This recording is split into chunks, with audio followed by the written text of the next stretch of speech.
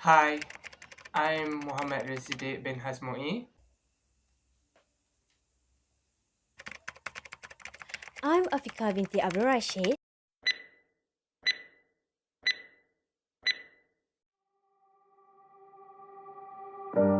ADHD is an acronym for Attention Deficit Hyperactivity Disorder. It is a medical condition. ADHD is one of the most common pediatric neurodevelopmental diseases.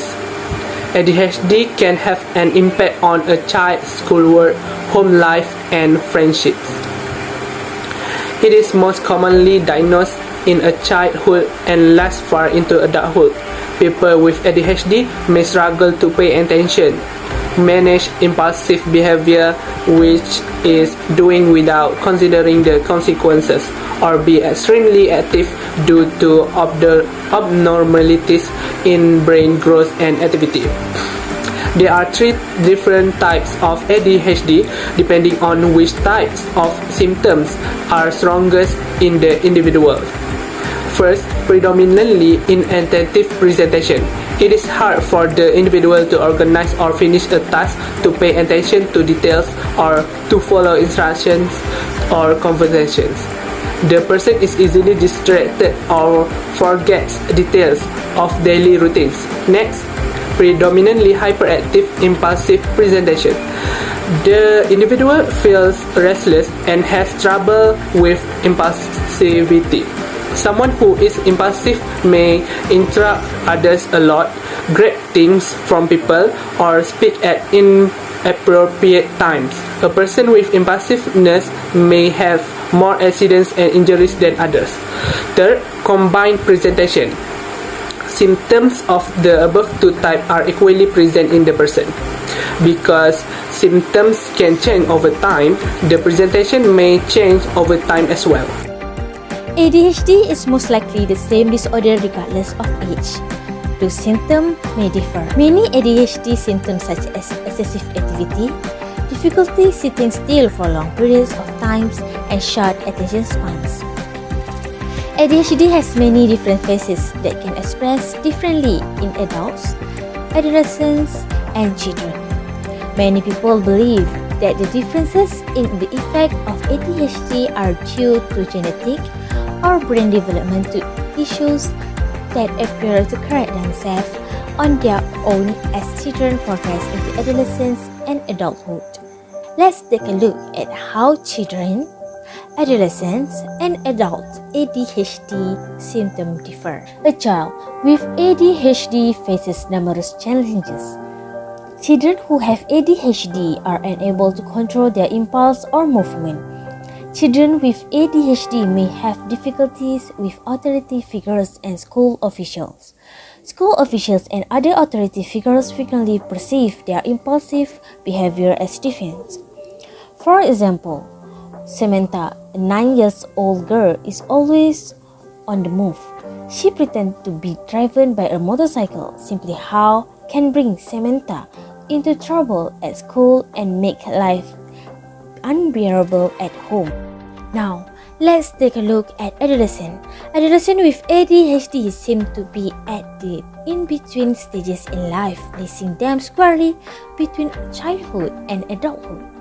Adolescents with ADHD may veer between the two extremes of the spectrum. Teens who are neither children nor adults are more controlled in their social interactions than children with ADHD as they grow older. Adolescents and teens, on the other hand, may continue to struggle in school due to hyperactivity and a need for constant movement. A teen with ADHD may be more independent than a child, but the symptoms of ADHD make it difficult for them to keep a job. Sammy had symptoms of chronic procrastination when he was in school, which he was very bad at. If he doesn't want to, he can make millions of excuses. Next, we don't see teenagers climbing kitchen tables like children with ADHD. This is due to the fact that they can control themselves by sitting still, but they are unable to focus, for example, when taking a note. Last but not least, adults. Adult ADHD is similar to teen ADHD. The consequence for engaging in the same activity as children and teenagers with ADHD, on the other hand, are more severe. A child or adolescent with ADHD may face school or parental punishment, but an ADHD adult may affect their job, relationship, or have difficulty staying in one place. As an example, Sammy's relationship suffered as a result of his ADHD disease as he grew older. This is due to his distractibility, which caused him to fail to focus on his partner when they are together. He appears to be in the intimacy phase versus isolation phase, according to the Erickson's theory. He begins to positify and establish close relationships with others. However, because of his disease, he finds it difficult to obtain that intimacy. An adult with ADHD needs to learn to stay focused despite everything life throws at them, and can get support by talking with licensed counselor or therapist. Development is the pattern of biological, cognitive, and socio-emotional changes that begins at conception and continues through the lifespan. I would like to describe Kyle's development first. Kyle is 4 years old and he was diagnosed with ADHD since he is presenting a behavioral problem at the age of 10 months. Some people say it is controversial to diagnose someone with ADHD at a young age. His parents explained that he could walk at that age. At 2 years old, he is more aggressive and it is hard for his parents to control him every second. Kyle did some dangerous behaviors such as starting a fire, driving his mother's car, and had 3 major injuries from climbing at the head. This is relatable to Erickson's lifespan, which is Kyle was in stage 2, where kids at the age 1 to 3 years old discovers their behavior is their own. By Kyle's behavior, it is shown he was exploring and learning. In addition, at this point, he has predominantly hyperactive impulsive presentation ADHD. At 4 years old, Kyle started hurting his sibling when he wants something from them. He is unmanageable and uncontrollable, so his parents apply medicine to be consumed by Kyle. The person that I have got is Sammy. He was diagnosed with ADHD when the syndrome come together, which is inattentiveness, hyperactivity, and impulsivity. When he was young, he faced chronic procrastination by making a lot of excuses. He also had a problem with distractibility when he was listening to his teachers so long time. He realized that just wrote 2 lines of notes because he had something distract him, and he also had a difficulty to memorize it, even it was just only 2 lines. He managed to strengthen the executive function to stay on task by taking stimulants.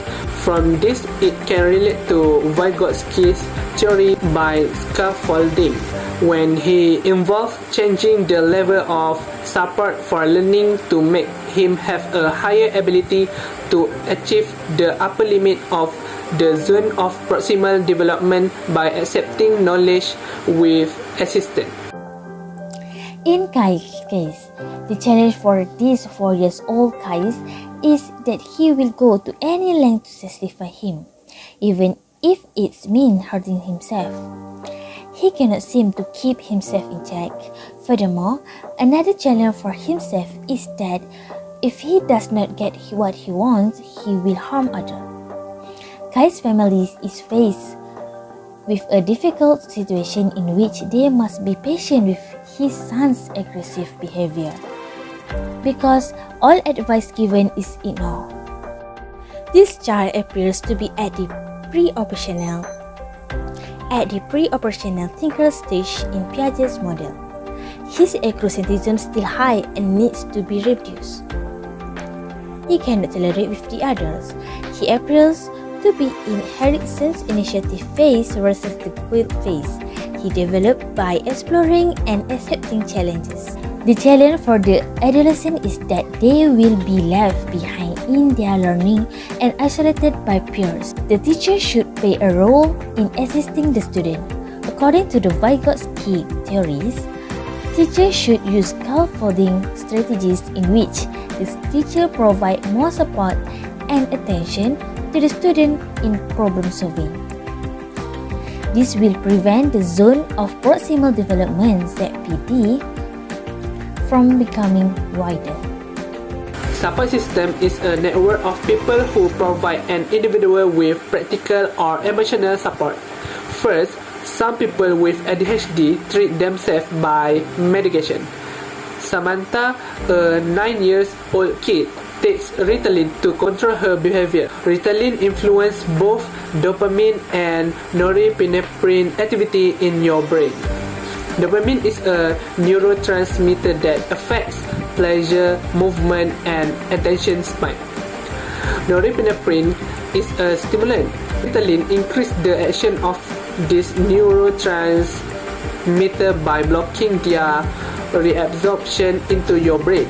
It makes her concentrate more at school, and she no longer needs to be hyperactive to keep stimulated at a particular time.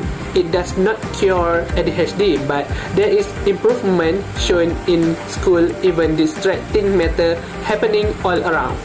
On the other hand, some parents do not recommend medicine for their children. It was happening in Robert's life.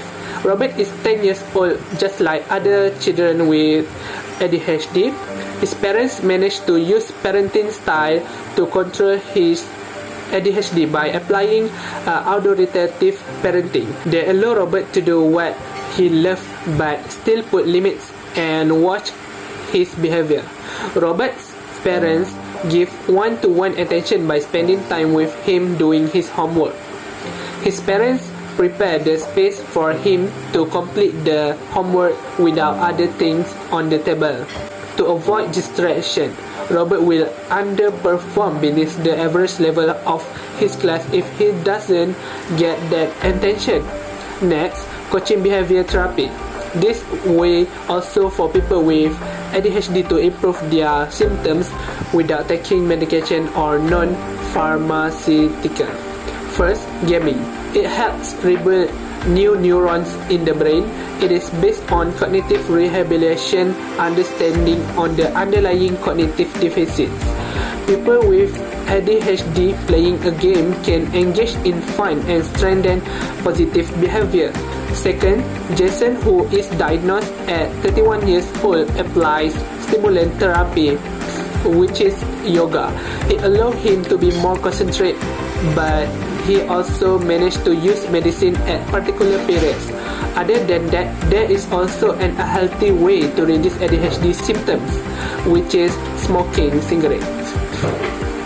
This method is applied by teenagers and adults with ADHD. Nicotine in the cigarette helps to raise dopamine levels. Nicotine also can reduce anger, nervousness, and stress. Even it gives some benefits, it's still said unhealthy because can cause transgeneration effects in the long term. Many members of the community, including parents, teachers, and healthcare providers, continue to have a blurry understanding of ADHD and the significance of its diagnosis and treatment. More basic and clinical research will improve diagnostic and information dissemination methods. Even before further scientific advance, strong collaboration between clinical and ADHD patients may be the most effective way to mitigate the disorder's negative effect. As a result, we should be concerned about this disease in order to prevent this ADHD patient from being swallowed up by the darkness of the world.